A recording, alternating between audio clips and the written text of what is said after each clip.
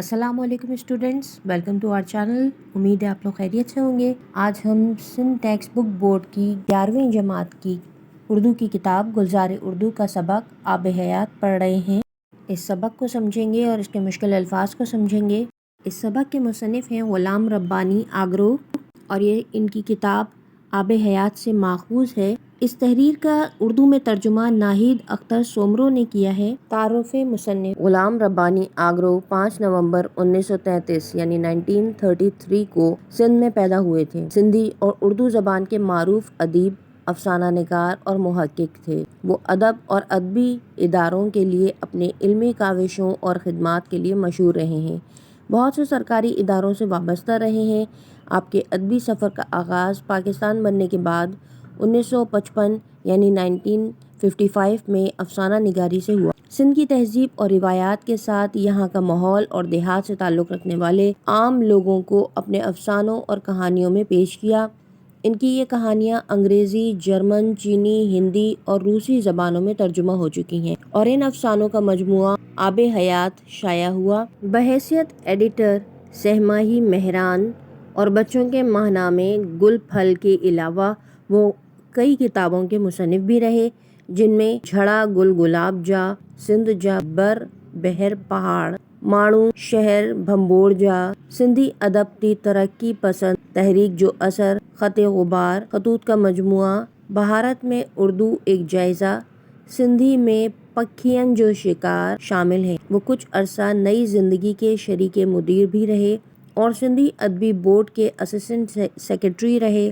फिर वहीं बच्चों के रिसाले गुल फल के बानी मुदीर मुकर्रर हुए और इसी बोर्ड के बतौर सेक्रेटरी मुंसलिक रहे। वो सिंध यूनिवर्सिटी के पहले प्रो वाइस चांसलर मुकर्रर हुए। वो अकादमी अदबियात पाकिस्तान के डायरेक्टर भी रहे और कौमी इदारा बराए तहकीक तारीख़ व सक़ाफ़त के डायरेक्टर जनरल भी रहे। हुकूमत पाकिस्तान ने उनकी अदमी खिदमात के एतराफ़ में तमग़े इम्तियाज़ और सदारती एज़ाज़ बराए हुस्न कारकर्दगी से नवाजा। आप 18 जनवरी 2010 को हैदराबाद पाकिस्तान में इंतकाल कर गए और ज़िला नौशेरो फ़िरोज़ में मदफून हुए। आब हयात ढलती शाम के वक्त यानी तकरीबन मगरिब के वक्त नहाने की गर्ज से जब मैं दरिया पर पहुंचा तो शफक की नीम रोशन, शफक कहते हैं सूरज की रोशनी को, जो नीम रोशन से मुराद है जब सूरज ढल रहा होता है तो उसकी रोशनी कम हो जाती है। सुर्ख शुआओं की वजह से जब सूरज ढल रहा होता है तो आसमान पर अपने सुर्ख रंग बिखेर देता है। उसी वजह से दरिया का पानी सोने और चांदी की तरह चमक रहा था। इसी सोने चांदी की सतह पर छोटी बड़ी किश्तियाँ तैर रही थी, यानी जो दरिया था उसके ऊपर छोटी बड़ी किश्तियाँ तैर रही थी और उनके मध्यम होते हुए साए पानी की लहरों पर हल्के हल्के रक्स कर रहे थे। इन्होंने शाम के वक्त की मंजर कशी की है कि जब सूरज ढल रहा होता है तो उसका साया जो है वो भी हल्का होना शुरू हो जाता है। उस वक्त जब किश्तियाँ चल रही थी तो उनके चलने की वजह से ऐसा महसूस होता था जैसे पानी पर उन कश्तियों का साए लहरा रहे हों और हल्के हल्के रक्स कर रहे हों, डांस कर रहे हों। मैंने एक मछेरे से कहा, यानी एक फिशरमैन से कहा, एक मछली पकड़ने वाले से कहा, मुझे कुछ दूर ही जाना है, बिस्मिल्लाह अभी लो। मछेरे ने बहुत फुर्ती से जवाब दिया। मैं फैलांग कर किश्ती में सवार हुआ, यानी कूद कर या जंप लगाकर किश्ती में बैठ गए और थैला बराबर रखकर बैठ गया। मछेरे ने रस्से खोल दिए तो कश्ती दरिया की लहरों को चीरती हुई आगे बढ़ने लगी। तो कश्ती बंधी हुई थी किनारे पर, वो चलना शुरू हो गई। अभी तो सावन बादों भी नहीं आया, यानी अभी तो बारिश का मौसम भी नहीं आया, फिर भी दरिया में इतना पानी। मैंने हैरत से पूछा, से इन्होंने ये सवाल किया कि अभी तो बारिश का मौसम भी नहीं हुआ फिर भी इतना पानी है, क्या बात पूछ ली। मछेरा चप्पू चलाते हुए बोला, अभी तो मौसम बदला है, मगर जब सख्त सर्दी में दूसरे दरिया खुश्क हो जाते हैं तब भी इस दरिया में पानी की फरावानी देखने जैसी होती है, यानी जो पानी की क्वांटिटी होती है वो अच्छी खासी होती है। दरिया की चौड़ाई भी खूब है, 1 मील तो होगी। मैंने दरिया के दोनों किनारों और पानी की गहराई पर नज़र डालते हुए कहा। मछेरा बोला, साईं सब नाम की बरकत है। वो कैसे भला? मैं बोला, आप पढ़े लिखे हैं इसीलिए इन बातों पर यकीन नहीं करेंगे, मगर हमारा अकीदा है कि मेहरान सिंध के एक शहजादे का नाम है, इसी के नाम पर इस दरिया का नाम मेहरान रखा गया। शहजादे मेहरान जैसा सखी رحم دل، خدا ترس اور عقل مند کوئی دوسرا پیدا نہیں ہوا، مگر کہتے ہیں کہ بچپن میں وہ بہت ضدی اور مغرور ہوتا تھا۔ تمام اسٹوڈنٹ سے درخواست ہے کہ سبق آگے بڑھنے سے پہلے پلیز سبسکرائب کر دیجیے چینل کو، کیونکہ اس جیسا حسین و جمیل کوئی دوسرا ملک میں نہیں تھا، یعنی اس جیسا خوبصورت کوئی دوسرا نہیں تھا، اس لیے اس بات پر اس کو غرور تھا بہت۔ سن رہے ہو نا؟ مچھیرے نے مجھے پانی کو گھوٹتے دیکھ کر پوچھا۔ میں تمہاری ہی باتیں سن رہا ہوں، میں نے جواب دیا۔ مچھیرے نے اپنی بات دوبارہ شروع کی۔ ایک دن شہزادہ مہران اپنے ہم عمر دوستوں، یعنی جو ان کے ایج گروپ کے دوست تھے سارے، ان کے ساتھ شکار کھیلنے گیا۔ وہ سارا دن گھوڑے دوڑاتے رہے، میلوں سفر طے کیا، مگر شکار ہاتھ نہ لگا، یہاں تک کہ سورج غروب ہونے لگا، یعنی دن ڈھلنے لگا، اور وہ پہاڑ کی قریب پہنچے جہاں ہمیشہ کوئی نہ کوئی شکار مل ہی جاتا تھا۔ پہاڑ کی نچلی طرف ایک ہرن گھاس چر رہا تھا، یعنی گھاس کھا رہا تھا۔ اچانک شہزادے مہران کی نظر ہرن پر پڑ گئی، اتنے میں ہرن چھلانگ مار کر بھاگ گیا۔ شہزادے نے بھی اپنا گھوڑا ہرن کے پیچھے لگا دیا۔ کچھ دیر تک گھوڑا اور ہرن ہوا سے باتیں کرتے رہے۔ ہوا سے باتیں کرنا بھی ایک محاورہ ہے جس کے معنی دوڑتے رہے یا ایک دوسرے کا پیچھا کرتے رہے۔ پھر شہزادے نے عقل سے کام لیتے ہوئے بہت پھرتی سے تیر پھینکا۔ تیر سیدھا ہرن کی ٹانگ میں لگا اور ہرن وہیں ڈھیر ہو گیا، یعنی وہیں کے وہیں گر گیا ہرن۔ شہزادے نے گھوڑے سے اتر کر چھری ہرن کی گردن پر رکھ دی۔ ذبح کرتے وقت شہزادے کے ہاتھ کانپنے لگے۔ اتنے میں شہزادے کے ساتھی بھی آن پہنچے، جو شہزادے کے ہاتھ کانپتے دیکھ کر حیرت میں پڑ گئے۔ ان میں سے ایک نے شہزادے سے چھری لے کر ہرن کو حلال کیا، یعنی اسے ذبح کر دیا۔ پھر شہزادے کی طرف دیکھ کر کہا، جب لوگوں پر چھری چلتی ہے اس وقت تو آپ کو جنبش تک نہیں ہوتی، یعنی اس وقت تو آپ کو کوئی برا نہیں لگتا، یا آپ ڈرتے نہیں ہیں، آپ میں کوئی خوف نہیں آتا، آپ کوئی حرکت نہیں کرتے۔ آج ایک جانور کو ذبح کرتے ہوئے اتنا ڈر، یعنی اتنا خوفزدہ ہو رہے ہیں آپ کہ آپ کے ہاتھ پاؤں کانپ رہے ہیں۔ شہزادہ بولا، اس سوال کا جواب بعد میں دوں گا، ابھی چلو رات کے 4 پہر گزارنے کے لیے کوئی جگہ تلاش کرتے ہیں، یعنی رات گزارنے کے لیے جنگل میں کوئی جگہ تلاش کرتے ہیں۔ چاند پتہ نہیں کس وقت نکلے گا، اور اس اندھیرے میں پیچھے جانا بھی مشکل ہے، بلکہ حماقت ہے، یعنی بے وقوفی ہے۔ وزیر زادے نے کہا، وزیر زادے سے مراد یہ کہ وزیر کا جو بیٹا تھا، اس نے کہا کہ جو اب تک گھوڑے پر بیٹھا ہوا تھا، قریب کوئی آبادی بھی نظر نہیں آ رہی ہے، یعنی وہ ابھی تک، ان کا جو وزیر زادہ تھا وہ ابھی تک گھوڑے پر بیٹھا ہوا تھا، سوار تھا، وہ نیچے نہیں اترا تھا۔ اس نے دیکھ کر یہ بات کہی کہ قریب کوئی آبادی بھی نظر نہیں آ رہی ہے، پہاڑ کے قریب ہی کسی جگہ پر ٹھہر کے ہرن کی تکا بوٹی کرتے ہیں، یعنی ہرن کو پکاتے ہیں اور اس کو کھاتے ہیں، باربیکیو کرتے ہیں۔ واہ کیا بات ہے، شہزادے نے جواب دیا۔ پھر تینوں نے ایک سائبان کے نیچے اپنی زنبیلیں رکھی اور پڑاؤ ڈالا، ایسی جگہ جہاں پہ ان کو سایہ مل گیا، یا کسی درخت کے نیچے یا کسی ایسے تنے کے نیچے وہ بیٹھ گئے۔ اپنی ٹوکریاں یا اپنا سامان جو ہے، زنبیلیں رکھ دیں، اپنی ٹوکریاں، اپنا سامان، اپنے تھیلے وہاں رکھ دیے، اور وہاں پر انہوں نے کیمپ لگایا یا پڑاؤ ڈالا، آگ وغیرہ جلائی۔ برابر میں گھوڑے باندھ دیے، ایک لگا ہرن کو چھیلنے، یعنی اس کی کھال وغیرہ اتارنے کے لیے، اور دوسرا لگا دھونی جگانے۔ دھونی جگانے سے مراد ہے آگ لگانے کے لیے یا کھانا پکانے کے لیے جو آگ جلانی تھی لکڑیوں میں، اس کو۔ کھانا کھاتے وقت شہزادہ اپنے دوستوں سے کہنے لگا، جس وقت میں ہرن کی گردن پر چھری پھیرنے لگا تو اس وقت میری آنکھیں ہرن کی آنکھوں سے ٹکرائیں۔ کیا بتاؤں کہ میں نے ہرن کی آنکھوں میں کیا دیکھا۔ ہرن کی آنکھیں اتنی خوبصورت ہوتی ہیں جیسے نرگس کے پھول، اور اتنی چمکدار جیسے آسمان کے تارے، مگر اس وقت جب چھری ہرن کی گردن پر تھی تب اس کی آنکھوں میں نہ تو نرگس کے پھولوں جیسی خوبصورتی تھی اور نہ ہی تاروں جیسی چمک۔ اس وقت اس کی آنکھوں میں صرف موت کا سایہ تھا۔ موت کا سایہ، موت کے سائے سے مراد ہے خوف تھا موت کا۔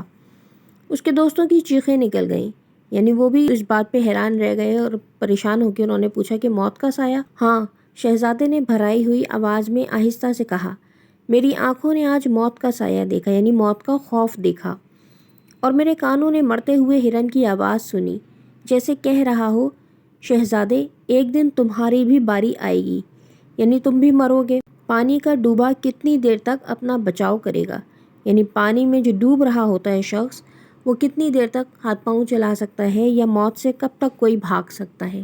شہزادہ کہہ کر چپ ہو گیا اور کچھ دیر بعد کہا، کیا آپ میں سے کسی کے پاس اس سوال کا جواب ہے؟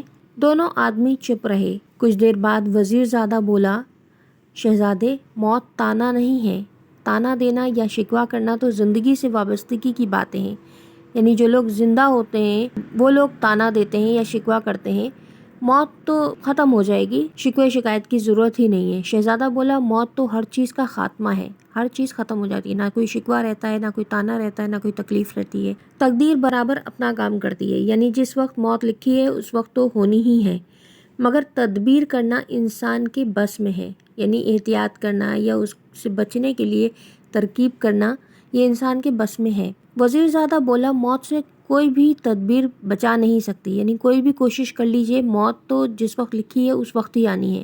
شہزادے نے جواب دیا کیوں، کیسے؟ وزیر زادہ بولا میرے والد نے مجھے بتایا ہے کہ جب سکندر بادشاہ اس ملک میں آیا تو ایک جوگی نے اسے بتایا، یعنی سب سے پہلے اس مچھیرے نے شہزادے کو ایک کہانی سنانی شروع کی، یعنی یہ کہانی در کہانی چل رہی ہے۔ مچھیرے نے پہلے ایک کہانی سنانی شروع کی، اس کہانی کے اندر جو شہزادہ ہے اس کو وزیر زادہ یعنی اس کا ایک دوست ہے جو وزیر کا بیٹا ہے، اس نے یہ کہانی دوبارہ دوسری کہانی اسی کہانی کے اندر سنانی شروع کر دی۔ وزیر زادہ بولا میرے والد نے مجھے بتایا ہے کہ جب سکندر بادشاہ اس ملک میں آیا تو ایک جوگی نے اسے بتایا کہ جس پہاڑ پر ہم بیٹھے ہیں اس میں ایک غار ہے۔ ایک جوگی سے مراد ہے ہندو فقیر یا پجاری، اس شخص نے انہیں بتایا کہ اس پہاڑ پر ہم بیٹھے ہیں، اس میں غار ہے، اس غار میں ایک چشمہ ہے جس کا پانی اتنا خوشبودار ہے جیسے کیوڑے کا شربت، کیوڑا ایک جڑی بوٹی ہوتی ہے خوشبودار قسم، اس کا شربت، اور میٹھا ہے، اتنا میٹھا ہے جیسے آم اور شہد۔ اس کی رنگت دودھیا ہے، دودھیا سے مراد دودھ جیسی ہے۔ اس کی خوبی یہ ہے کہ اس کے 2 گھونٹ 100 برس کے بوڑھے کو 16 سال کا جوان بنا دیتے ہیں، اور اسے اب بھی حیات مل جاتی ہے۔ اب بھی حیات سے مراد ہے کہ ہمیشہ کی زندگی مل جاتی ہے، اور موت اس انسان کے لیے بے معنی ہو جاتی ہے، یعنی وہ ہمیشہ کے لیے پھر زندہ ہوتا ہے اور اس کے لیے موت کی کوئی فکر ہی نہیں ہوتی، اس کو کوئی ٹینشن ہی نہیں ہوتی موت کی۔ اس پانی کا نام ہے آب حیات۔ آب کہتے ہیں پانی کو اور حیات کہتے ہیں زندگی کو، یعنی جو زندگی کا پانی ہے، اس پانی کا نام ہے آب حیات۔ سکندر بادشاہ نے یہ سن کر مصمم ارادہ کر لیا، یعنی ایک بہت پکا ارادہ کر لیا، مضبوط ارادہ کر لیا کہ ایک بار ضرور آب حیات کی تلاش میں جاؤں گا۔ پھر ایک رات اپنے 2 وزیروں خضر اور الیاس کو ساتھ لے کر لشکر کی چھاؤنی سے باہر نکلا۔ چھاؤنی کہتے ہیں اس جگہ کو، ان کے فوجیوں کے رہنے کی جگہ جو ہوتی ہے، اور پہاڑ کی طرف بڑھا۔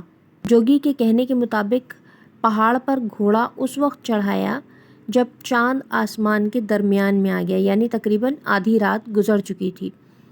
پہاڑ پر کچھ دیر پیدل چلنے کے بعد اسے 2 سوکھے درخت نظر آئے جن کے بیچوں بیچ وہ غار تھا جو اس نے جگہ بتائی۔ گھوڑے باہر باندھ کر تینوں غار کے اندر داخل ہو گئے۔ غار کے باہر اتنی چاندنی تھی کہ بآسانی سوئی کے ناکے میں دھاگا ڈالا جا سکے، یعنی جو سوئی کا سرا ہوتا ہے جس میں ایک سوراخ ہوتا ہے اس کے اندر بھی دھاگا ڈالا جا سکتا ہے، اتنی تیز روشنی تھی۔ اور غار کے اندر اتنا اندھیرا کہ ہاتھ کو ہاتھ سجھائی نہ دے، یعنی یہ بھی ایک محاورہ ہے، ہاتھ کو ہاتھ نہ سجھائی دینا، یعنی بے انتہا اندھیرا ہونا۔ گرتے پڑتے آگے بڑھتے گئے، گرتے پڑتے سے مراد بڑی مشکلوں سے، بہت تکلیف کے ساتھ آگے بڑھتے چلے گئے، یہاں تک کہ ایک دوسرے سے بچھڑ گئے۔ اس اندھیرے کی وجہ سے وہ سب ایک دوسرے سے بچھڑ گئے، جس کو جہاں جہاں راستہ مل رہا تھا وہ اسی حساب سے آگے بڑھ رہا تھا۔ خضر نے ایک عقل مندی کا کام کیا کہ ایک زندہ مچھلی اپنے ساتھ لے لی۔ وہ بہت دیر تک غار میں پیدل چلتا رہا۔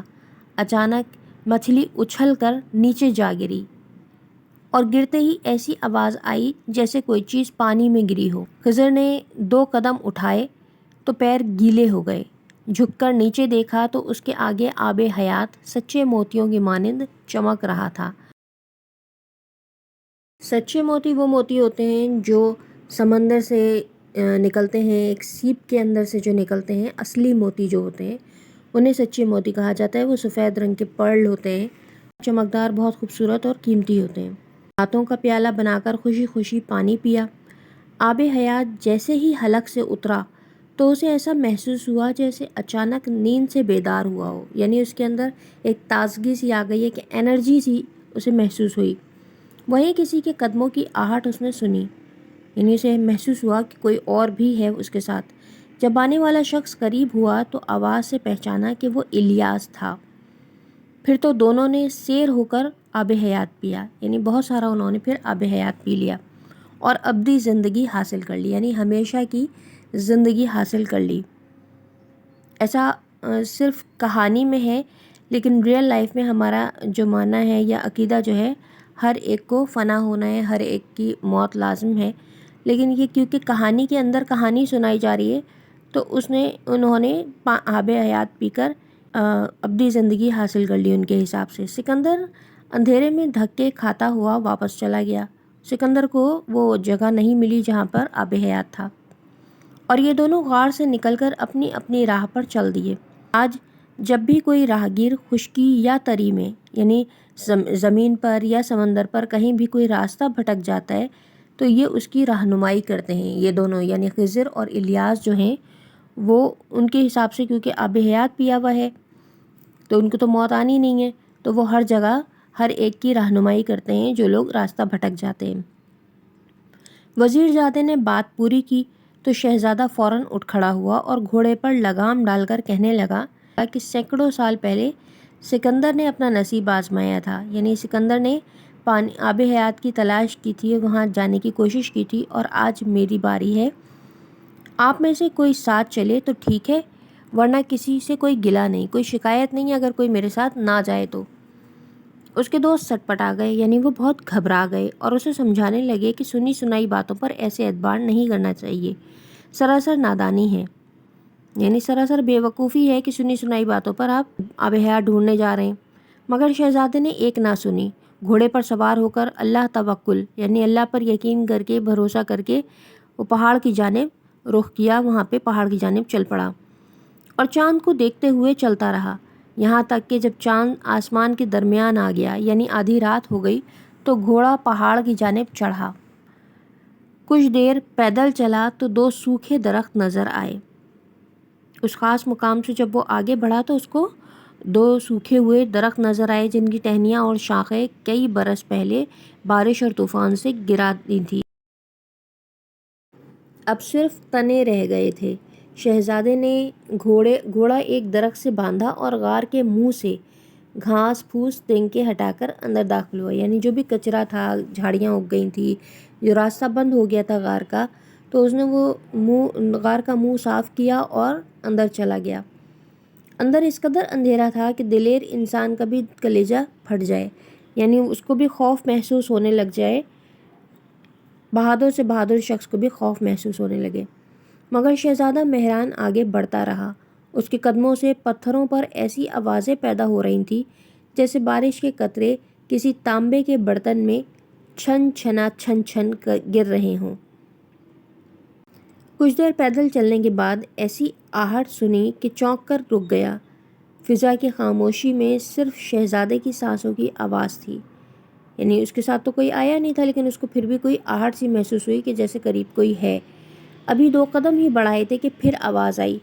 شہزادے کے چہرے پر مسکراہٹ بکھر گئی، یعنی شہزادہ جو ہے وہ حیران ہو گیا اور مسکرانے لگا، کیونکہ آواز ایسی ہی تھی جیسے کوئی چیز پانی میں ہو، پانی میں کوئی چیز اچھل رہی ہے، تو اسے محسوس ہوا کہ پانی قریب آ گیا ہے، یعنی آب حیات اس کو مل گیا۔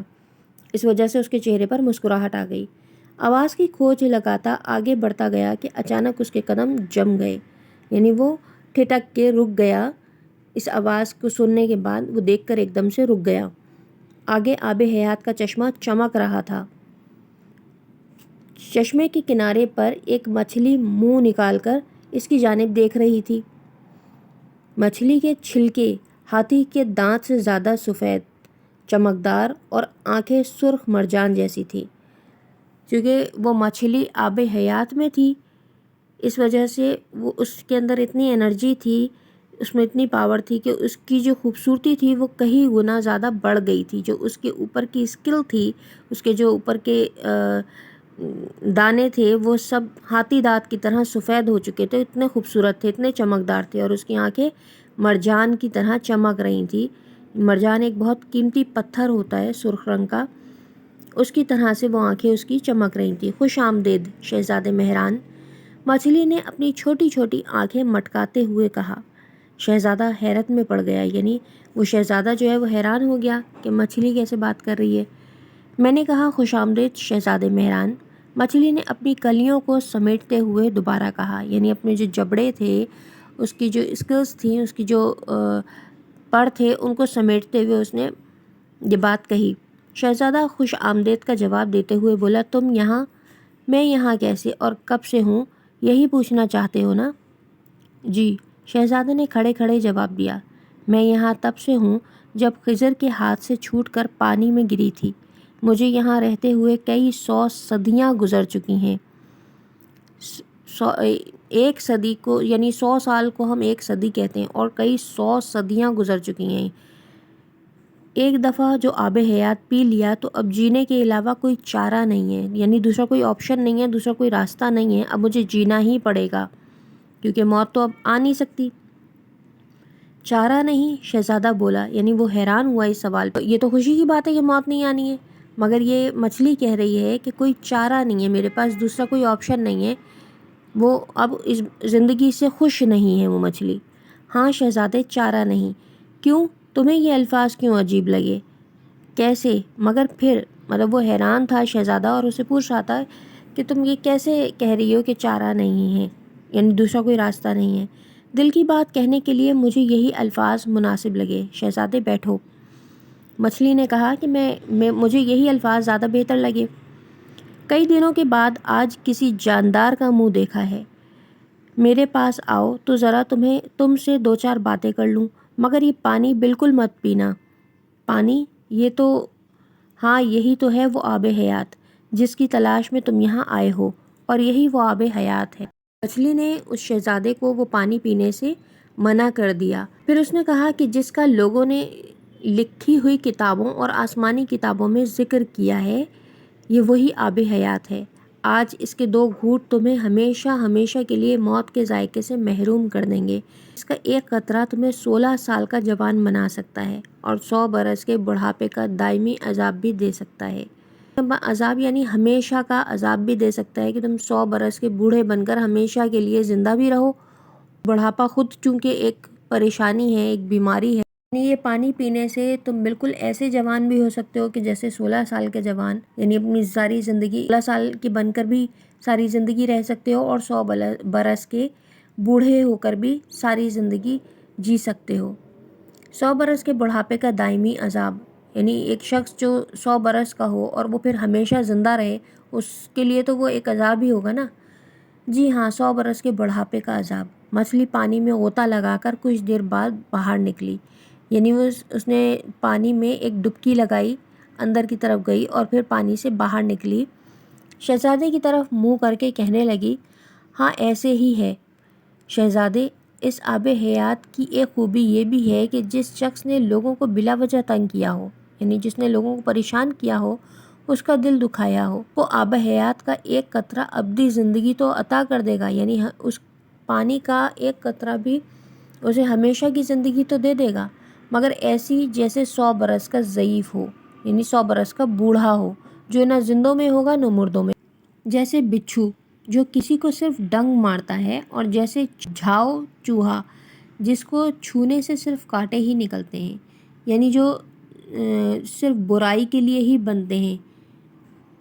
اور اگر ابھی شہزادہ یہ بول ہی رہا تھا، یعنی اس نے مچھلی سے یہ پوچھنا چاہا کہ ایک تو یہ 100 برس کا بوڑھا بنے گا، اور اگر اس نے کوئی اچھے کام کیے ہوں گے، تو ابھی وہ پوچھنا ہی چاہتا تھا کہ مچھلی یہ بات سمجھ گئی اور اس نے کہا، اور اگر کسی شخص نے ہمیشہ سچ بولا ہو، کمزوروں پر رحم کیا ہو، یعنی اس نے ساری زندگی اچھائی کی طرح زندگی گزاری ہو، اچھائی سے زندگی گزاری ہو، تو آب حیات کا ایک قطرہ اس شخص کو ابدی زندگی عطا کرے گا، جیسے مور کی، یعنی مور کی طرح خوبصورت پروں والی اچھی زندگی دے گا، جو سارے پرندوں میں خوبصورت ہوتا ہے، اور جیسی قطب تارے کی، یعنی قطب تارہ وہ تارہ ہوتا ہے جو نہایت روشن ستارہ ہوتا ہے، آسمان پہ سب سے زیادہ چمکنے والا ستارہ ہوتا ہے، جو ہمیشہ چمکتا رہتا ہے۔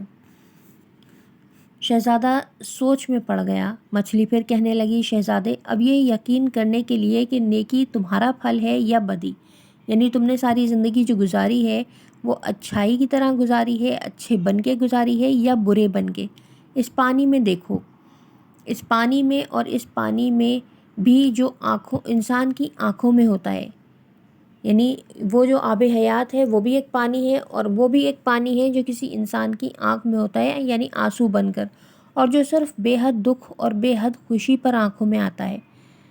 جب کسی انسان کو بہت دکھ ہو رہا ہوتا ہے تو وہ آنسو آ رہے ہوتے ہیں، اور اسی طریقے سے جب کوئی انسان بہت زیادہ خوش ہوتا ہے تب بھی اس کی آنکھوں سے آنسو نکلنے لگتے ہیں خوشی کی وجہ سے یا اللہ کا شکر ادا کرنے کے لیے۔ یہ خوبی ہے کہ اس میں جو بھی دیکھے اسے اپنی روح کا سایہ تک نظر آئے گا، یعنی اسے خود میں، اگر کوئی انسان اپنے آپ میں یہ جھانکے، اپنے آپ کو یہ تصور کرے کہ میں خود کیسا انسان ہوں، اپنی روح میں جھانکے تو اسے اپنی روح کا سایہ نظر آئے گا، یعنی اس کو خود پتہ چل جائے گا میں اچھا ہوں یا برا ہوں۔ آنکھ انسان کی روح کا آئینہ ہوتی ہے۔ جو کبھی تمہیں اپنی آنکھوں میں شرم اور حیا، رحم دلی اور ہمدردی نظر آئے تو سمجھو کہ نیکی تمہارا پھل ہے۔ یعنی تمہیں اپنے اندر اگر ایسا محسوس ہو کہ تم میں حیا ہے، شرم ہے، رحم دلی ہے، تم ہمدرد ہو لوگوں کے، تو اس کا مطلب ہے کہ تمہارا پھل نیکی ہے، یعنی تم 16 سال کی بن جاؤ گے، کیونکہ پھر تمہاری روح ایسی ہی پاک ہوگی جیسے بارش کا پانی، اور ایسی ہی نرم ہوگی جیسے شبنم کے قطرے، صاف شفاف چمکدار۔ پر تمہیں اپنی آنکھوں میں جھوٹ اور ظلم کی جھلک نظر آئے تو جان لو، یعنی سمجھ لو کہ تمہارا پھل بدی ہے، یعنی برا ہے، اور تمہاری روح کالی ہے، جیسے بالکل کوئلے جیسی، جو خود تو کالا ہے مگر جس سے لگے اسے بھی کالا کر دے۔ یعنی خود تو برا ہے ہی، جس سے بھی ملتا ہے وہ انسان، وہ دوسروں میں بھی وہ برائی ٹرانسفر کر دیتا ہے، یا اس میں بھی وہ برائی پیدا ہو جاتی ہے، اور اتنی سخت کہ دنیا میں کوئی چیز ویسی نہیں ہے۔ اور شہزادے، بے شک کالی روح اور بے حیا آنکھ کو دھو کر پاک صاف کرنے کے لیے آب حیات کے ہزاروں چشمے بھی کم ہیں۔ یعنی جو شخص بے حیا ہو گیا اس کے لیے ہر چیز جو ہے وہ بری ہے، ہر چیز خراب ہو جائے گی اس کے لیے۔ اگر تمہاری روح پاک ہے تو پھر تمہیں کسی بھی آب حیات کی ضرورت نہیں ہے۔ یعنی تم اگر اندر سے اچھے ہو، دل سے اچھے ہو، تو تم ہمیشہ کی زندگی پا سکتے ہو۔ ہمیشہ کی زندگی کیسے پا سکتے ہو کہ جب آپ مر بھی جاتے ہیں تب بھی صدیوں یا بعد میں آپ کے بعد بھی ہزاروں لاکھوں سالوں بعد بھی آپ کا نام زندہ رہتا ہے کہ فلاں شخص کتنا اچھا تھا، اس نے دنیا کے لیے اتنا کام کیا، کیونکہ تمہارا نام تب تک قائم رہے گا جب تک بقا کو بقا ہے۔ یعنی جو دنیا ہے جب تک قائم ہے، جب تک ہمیشہ آپ کا نام بھی قائم رہے گا، تو پھر تم امر ہو جاؤ گے، ہر دور اور ہر انسان کے لیے مثال بن جاؤ گے۔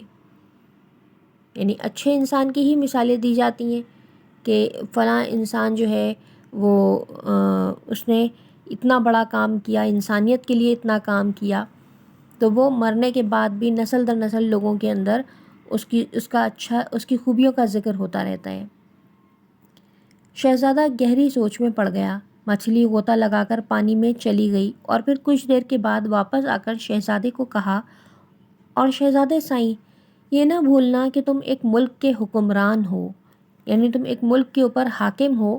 کسی بھی ملک کے حکمران کو یہ حق نہیں ہے کہ وہ اپنی مٹی، گوشت پوست کے مجسمے کو زیادہ عرصے تک قائم رکھنے کے لیے آب حیات پیے، یعنی اپنے آپ کو زندہ رکھنے کے لیے کسی کو بھی یہ حق نہیں ہے کہ وہ آب حیات پی کر لوگوں پر ظلم کرتا رہے، اور وہ اپنے مجسمے کو، اپنی خوبصورتی کے لیے لوگوں کو تنگ کرتا رہے، پریشان کرتا رہے، یا پھر کچھ اور جتن کرے۔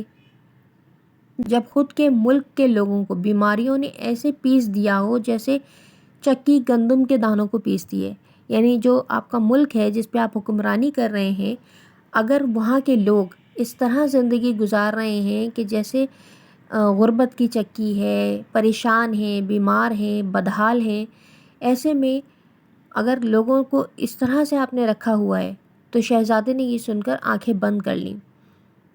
اگر آپ نے خود تو بہت اچھے آپ رہ رہے ہیں، اچھے حالوں میں ہیں، لیکن آپ کی عوام اگر برے حال میں ہے تو بھی آپ کو یہ کوئی حق نہیں ہے کہ آپ آب حیات پئیں، مرنا تو آپ کو بھی ہوگا۔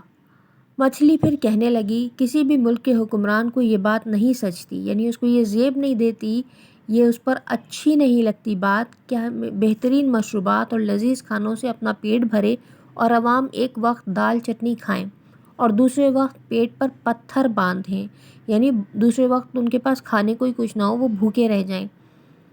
تو یہ کسی بھی ملک کے حکمران کے اوپر یہ بات اچھی نہیں لگتی، لاگو نہیں ہوتی، یا اس کے لیے صحیح نہیں ہے یہ بات کہ وہ خود تو مشروبات پی رہا ہے بہترین قسم کے اور لذیذ کھانوں سے اپنا پیٹ بھر رہا ہے، اور اس کی عوام جو ہے وہ بھوکوں مر رہی ہے، وہ اپنے جسم پر اطلس و ریشم کی نمائش کرتا پھرے، یعنی اس کو خود تو بہت بہترین قیمتی لباس پہن رہا ہو، پھر جب کہ اس کے ملک کی رعایا کے جسم پر کپڑا نام کی بھی کوئی چیز نہ ہو، یعنی جو ملک اس کا ہے اس کی رعایا یا اس کی عوام جو ہے ان کے پاس اوڑھنے پہننے کو یا جسم ڈھانپنے کو بھی کپڑا نصیب نہ ہو، اور ان کے جسم سردی سے سکڑ رہے ہوں، یعنی سردی سے کانپ رہے ہوں، ٹھٹر رہے ہوں، کیونکہ ان کے پاس پہننے کو کچھ نہیں ہے، جیسے کہ اکاوا کے سوکھے پتے، اور دھوپ میں ان کو یہ ایک خاص قسم کی بیل ہے، اس کے پتے جو ہیں، اور دھوپ میں ان کے جسم ایسے جھلس کر کالے ہو گئے ہوں جیسے توے کی کالوچ، یعنی وہ اتنے پریشان حال ہوں عوام ان کے کہ نہ ان کے پاس کھانے کو کچھ ہے، نہ ان کے پاس پہننے کو کچھ ہے، لیکن جو حکمران ہیں وہ اپنی عیاشیوں میں مست ہیں، ان کے پاس ہر طرح کی سہولت میسر ہے، اس کے باوجود بھی ان کے لالچ اور ان کی ہوس ختم نہیں ہوتی ہے۔ شہزادے تمام باتوں کو دھیان میں رکھو، اور پھر اگر چاہو تو بے شک آب حیات پینا، مطلب یہ ساری بات سن لو اور اس کے بعد اگر چاہو تو پھر تم پی لینا آب حیات۔ شہزادے کی آنکھوں سے پچھتاوے کے آنسو جاری ہو گئے، مچھلی غوطہ لگا کر چلی گئی، شہزادے کی گردن شرم سے جھک گئی، وہ الٹے قدموں پلٹا اور غار سے نکل گیا، دوستوں کو آ کر نیند سے جگایا اور انہیں ساتھ لے کر اسی وقت محل کی طرف روانہ ہو گیا۔ دوسرے دن شہزادے نے اعلان کیا کہ میرے ملک کا کمزور ترین آدمی بھی میرے لیے طاقتور ترین ہے، یہاں تک کہ میں اسے اس کے سارے حق نہ لے کر دوں، اور میرے ملک کا طاقتور سے طاقتور آدمی یعنی امیر سے امیر شخص جو ہے وہ تب تک میرے لیے کمزور ترین ہے جب تک میں اس سے وہ سارے حق نہ چھین لوں جو اس نے دوسروں سے زبردستی ہتھیا لیے ہیں، یعنی دوسروں کا اگر حق مارا ہے تو میں اس سے وہ سارے حقوق لے کر ان عوام تک جو حقدار ہیں، جو اصل میں حقدار ہیں، ان تک نہ پہنچا دوں، اس وقت تک وہ شخص کمزور ہے میری نظر میں۔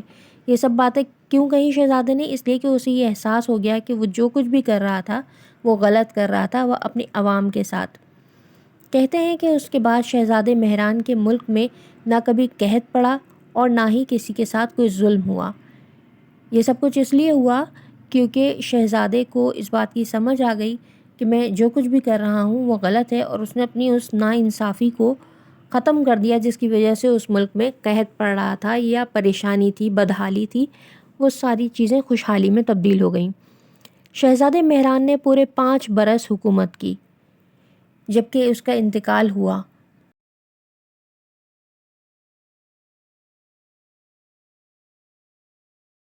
شہزادے مہران نے جو 5 سال حکومت کی اس میں اس نے کیونکہ انصاف کا ساتھ دیا، تو اس کی وجہ سے پھر جب اس کا انتقال ہوا تو ملک کا ہر بچہ ہچکیاں لے لے کر رو رہا تھا، ایسے رو رہا تھا جیسے اس سے ان کا پسندیدہ کھلونا چھین لیا گیا ہو، یعنی ہر بچے کو دکھ تھا کہ شہزادہ مہران مر گیا۔